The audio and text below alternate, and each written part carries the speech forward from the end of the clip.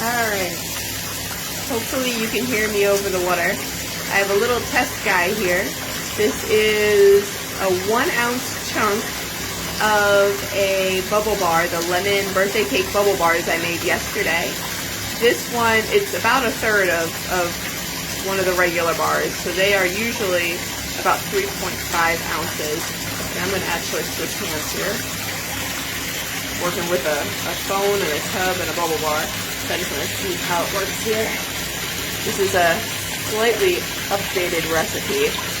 This is what, usually they don't squish up like this, they crumble, but it's not dry yet, so it's not going to be perfect.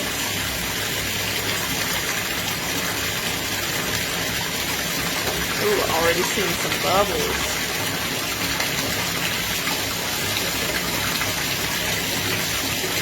The more crumbled up it is, the more bubbles you'll get. I'm like really mushing it up here.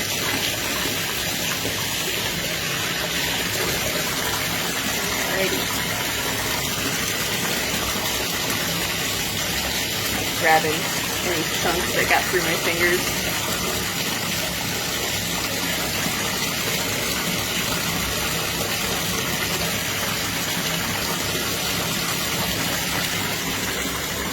Alright, we're already getting a lot of bubbles.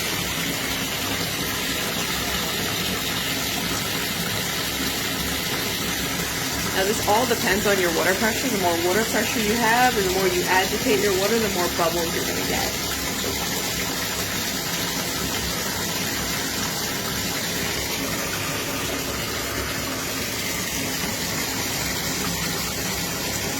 Don't mind the weird tape on my overflow drain there. I like to make sure I can actually put my whole leg in the water. And I can only do that if I cover up the overflow drain with some good old Gorilla Tape.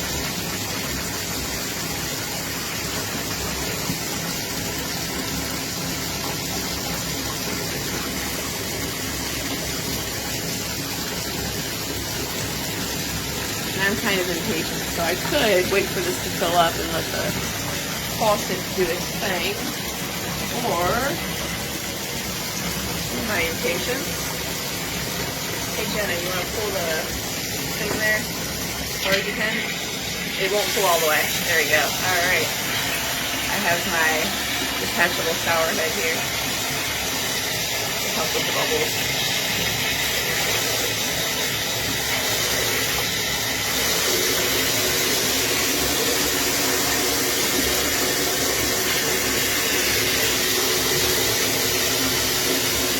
This thing really does some good. The better the water pressure is, the more you agitate the water, the more the bubbles are. Bubbles again? There we go. Grammar. But even just over here with the regular faucet, you can barely give you an angle there. You can see they're piling up.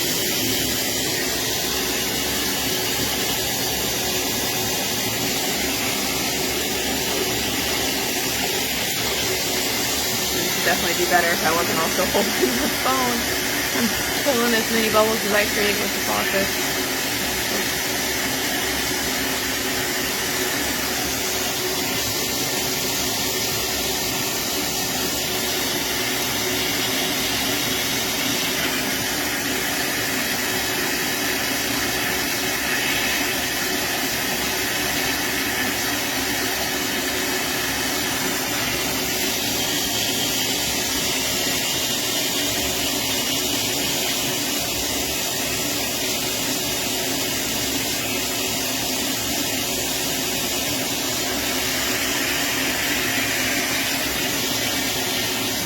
There you go.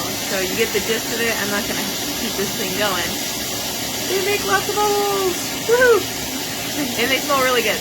Alright, bye.